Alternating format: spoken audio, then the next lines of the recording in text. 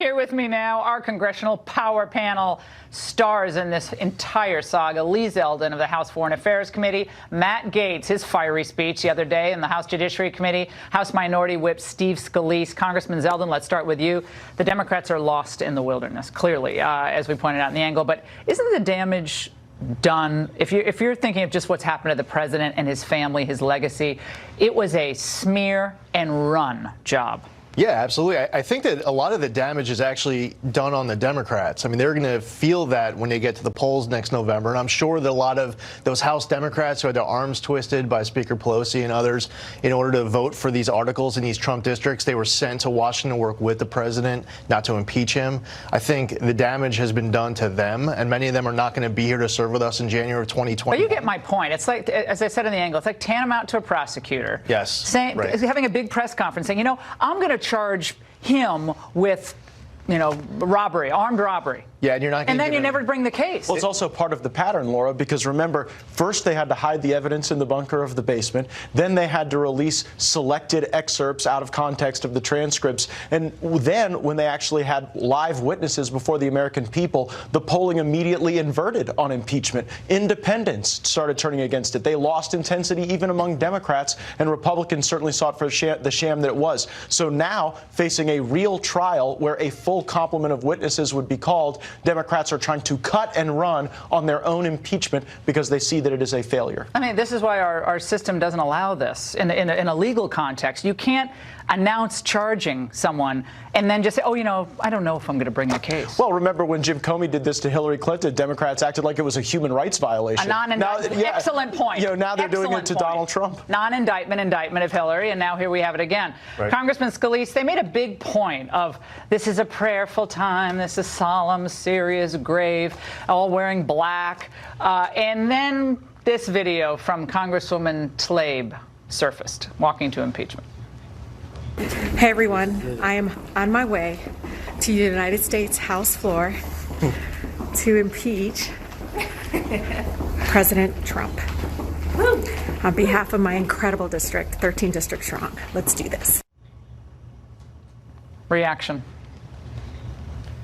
It's just disdain that they have for really the 63 million Americans who elected Donald Trump president.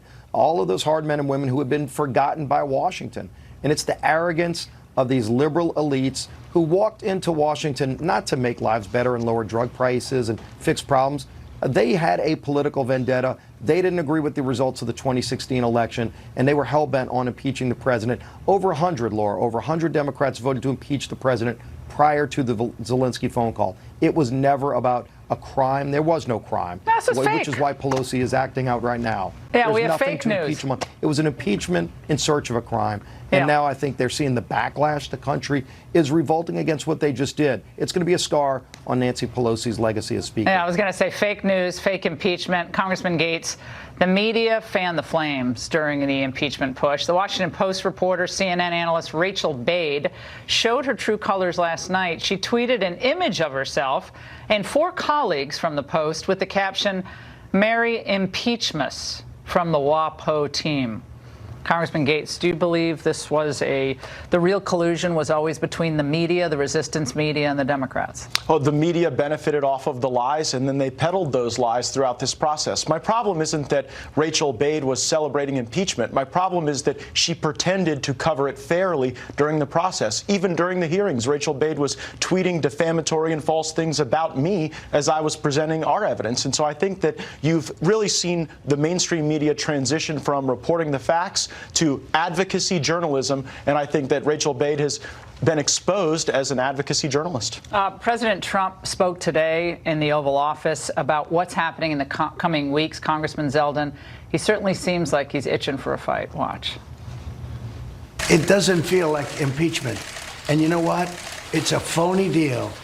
And they cheapen the word impeachment. It's an ugly word. That should never again happen to another president. And I think you'll see some very interesting things happen over the coming few days and weeks.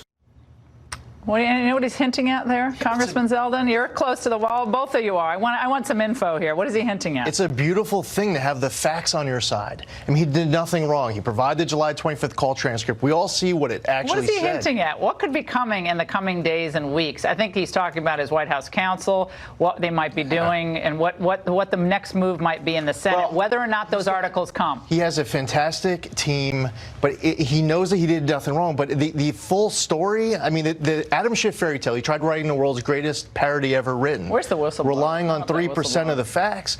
And this president knows that he's going to have this team that will have this opportunity to go to the Senate, if Nancy Pelosi ever actually sends the articles of impeachment, to make the argument to defend him. And he's right on the process. It's illegitimate. He's right on substance. It's been illegitimate on the process.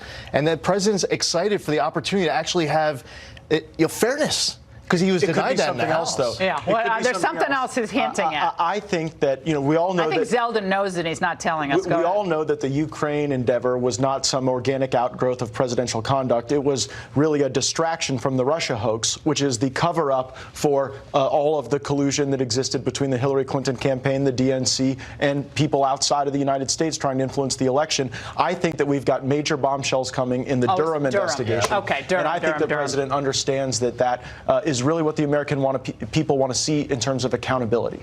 Congressman Scalise, you said in an interview that impeachment was a stain on Pelosi's record.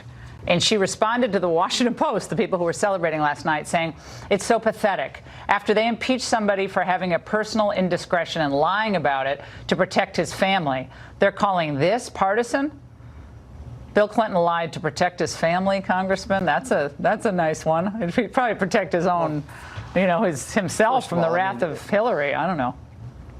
Laura, if you go through the three impeachments that we've had prior to this, whatever you want to call this, every one of them started with an actual crime. And you can debate whether it was a high crime and misdemeanor, but they were all a crime. There's no dispute about that. Here, there was never a crime. They hoped there was a crime. The Mueller investigation was a 22-month witch hunt to try to find a crime. But go look at Pelosi's comments just a week ago, where she said they've been doing this for 2.5 years.